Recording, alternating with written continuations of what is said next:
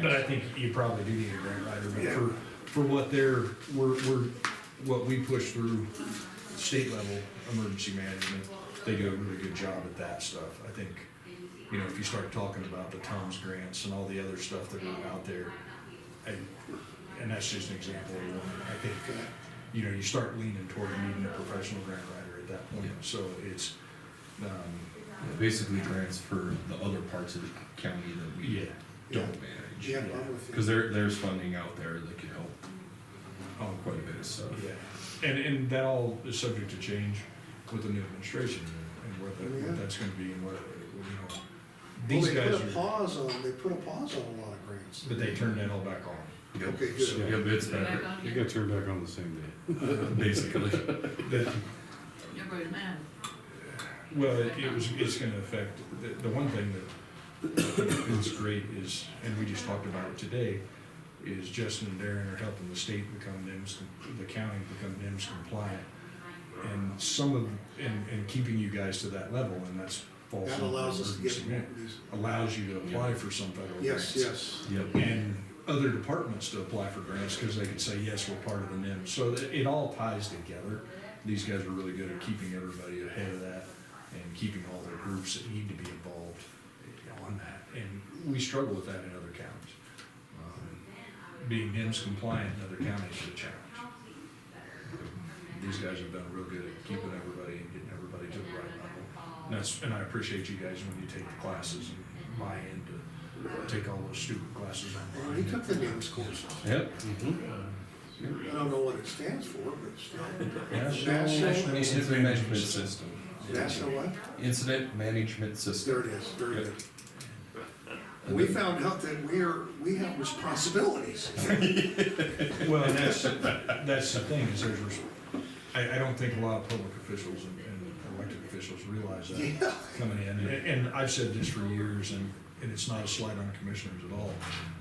But when you get elected, they expect you to be road supervisors and road engineers to start with. That Yeah. seems to be in most of the rural counties, that's the biggest complaint, is your roads. And then you start going out from there. And, you know, so I think a lot of people have that knowledge, but I think that's where it starts for the commissioners, and they don't realize the responsibilities they have. And he's done a great job of getting you guys educated. Yeah, it's like, wait a minute, we're the ones that are, you guys are the ones that, Ultimately, you guys pay for it. yeah, we authorize it, that was a real eye opener, and we've been kinda lucky, we haven't had to do that in a while. I know you guys did it with your floods and Well, and the delegation of who's doing what, Yeah, delegations of authorities and things that you're allowed to do, and having two trusted individuals to delegate to was really nice. During the flooding that I had in 11, and then the fires in 12, and the flooding in 13 and 14, fortunately, the commissioners at that time had delegated a lot of authority to me through your emergency operation plan, which you guys keep updating and keep doing. Yep. So it all kind of works together. And, well, that point though is so critical because, you can get egos involved in this stuff, but it's really, you need the most competent people. You don't wanna be a bottleneck Right. in having the most competent people move forward, cause they know better than you do, So that's kind of, that's an issue, I guess, that I don't think we'll have here, knowing that, cause I know I don't have the expertise to, say, hey, you go there and you do that. Not at all, not even close. well, and the response and recovery side of it, and the recovery side of it's huge, and these guys are working on the recovery side, and the only thing I put out there for them too is just getting financial. The financials are what ruin a lot of the recovery programs. People don't bring their finance sides in as fast as they should. These guys do, but there may be an opportunity to send your financial folks to get a little more education, and that might be a valuable thing at some point, especially if we, because it's keeping all the documentation and getting all the counties to participate. I've got several counties, Yellowstone County in the 2023 floods, because they didn't wanna do paperwork, left about $7 million on I it. remember your point. Really? We turned paper into dollar, into, Mhm. uh, that's the old saying, you're taking no laundry, or whatever. Yeah. But it's a known fact, so the Blue Creek, Duck Creek Bridge down there, it got damaged from the flooding, got scoured, moved the bridge 4.5 inches, and they didn't report it, they didn't do the paperwork, they didn't qualify, they didn't get it submitted to FEMA. So now they have a $4.8 million project that they have to replace that bridge because somebody in the departments weren't willing to do the paperwork. These guys are willing to do the paperwork, so that's the, but there's, we can't afford a $4 million hit. Oh, Mike Goffney could. Yellowstone County, and the Yellowstone County Commissioners have a differing opinion about emergency management and FEMA and assistance, so you guys are in such a better spot with your coordination with your emergency manager that we're farther ahead up here, and that's why I use these guys as an example all the time. Excellent. So they do a great job with that. I think that it's getting deep in here. I'm starting to think that. Agreed. 1 minute of just what we officially did besides, having Jeff come lower egos. Lots of grant work that we're working on this week. So we're working on closing out the Homeland Security grant. There was a little pause, obviously, there with the federal shutdown, since it is federal funding that comes through. Working on the new Homeland Security grant for the West Repeater upgrade.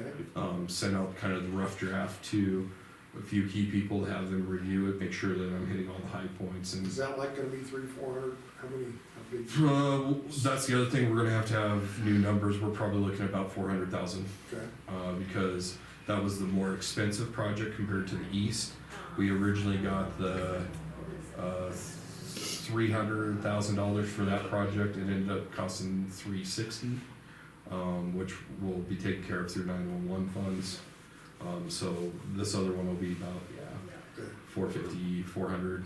But we're all in agreement, it's Yep. an investment well spent. Yep. We're, Yep, it's the sister one to the east repeater site. Right. So then once we get that, then we'll be able to set up the redundant links, so then that way if one system goes down, it can get routed through one of the other repeaters so we don't lose comms in that area. So we're eliminating that single point of failure.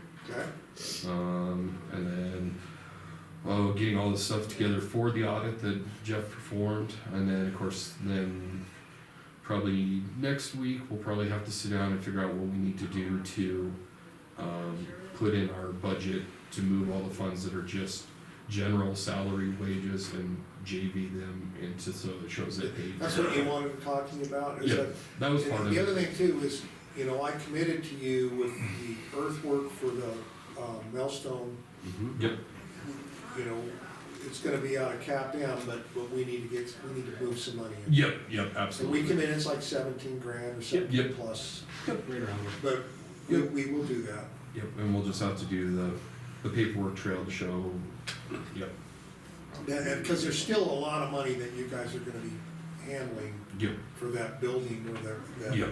I call it the fire hall upgrade or whatever you Yep. wanna call it. Fire department cold storage, or equipment storage building. So, okay. Yep, that's the official name. All right, well, sounds good. Yep. Then that way we fall under the different regs for, because if we make it a fire hall, which it's not going to be, there's a lot more regulations. Oh, and yeah, rules. probably bring the building costs. Oh, over. God. Yeah, the simple, $250,000 building then becomes about 600 to 700,000, because we have all the other requirements that would go into it, so. So, yeah, a lot of paperwork, a lot of grants, that's what we did this week, All right. so. That's it. Lunchtime. I'm here. I'm here till 4 o'clock, whether I like it or not. Well, I appreciate you guys taking the time, letting me come in. Really appreciate you coming in. it. Couldn't stop you. Well, you could. I was You know told what? by Yellowstone County Commissioner no, Oh, Yeah. really? but he doesn't believe in DES either. so. Which commissioner? Mr. Oslin, Oh, Really? he's not a big fan of emergency management. please not. Good lord. The biggest city in Montana. I Mhm. think I would really be. The worried largest about city in emergency. the largest city and county in the state, Yeah, and they don't right. necessarily believe in emergency He's management. been taking some really strange views and positions. And then he's got Mr. Morris, who doesn't have the brains God gave a mushroom. He has him under his shoulder, you know, and it's just, I'm watching that just deteriorate. I can't I disagree think with he's a great anything you guy. just said. For the record, Yeah. For the record. Yeah. I'm joking. No, We're a refinery there. There's three. Yeah, I know, Hmm? yeah, come on. Oh, yeah, yeah. exactly. well, that just probably means more money for us, you know. Yeah, yeah. Yeah. No, he probably likes the money, he just doesn't. Yeah. Well, I've heard him say he doesn't need DES, so just handle it on their own. Well, they now have a $4.4 million bridge that they have to replace on their own. Mhm. That's as if. Why turn money Yep. All right. But everybody has their own theories. Yes, they do. I greatly appreciate it. Thank you very Thank much. you, thanks for coming in. Everybody. Okay, have a great one. Okay, I will scan that thing to you, that I need a signature page for Oh, that too. yep. And as I go along, because I have a feeling that you might have given it to Chris, I only got their signatures, I don't have the last signatures. Okay. Okay? Yep. I'll just send them to you. It's no Perfect. real big, huge hurry Yep. or anything like that, but, No, we'll get it taken care of okay, and then, because I'm scanning everything now.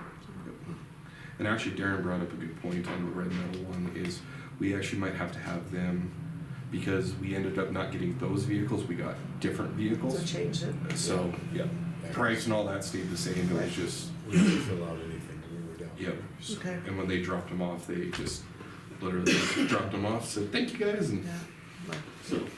okay, that's fine. I'll just add it to it. All right, appreciate it, guys. y'all. Yeah, good evening, or afternoon. Hi, guys. Good to see you again. Absolutely. Thank y'all. Take care. Eric? See ya. Thank you. Met Jeff officially? I don't think so. Jeff Gates. Jeff Gates, he's our district field officer, but he's also the Bull Mountain Fire Chief, so Oh, okay. he just lives a couple miles down the road. Yeah. You step out here for a second, folks? Okay, are you guys gonna go to lunch? Yeah, we'll go to lunch. You can. Okay, I'm gonna We shut don't this have off. anything. I don't think we have anything. 1:00. We have two people. We have Gary Barta coming and Kelly. Okay, so we better go. Yeah. Eat fast. Eat fast.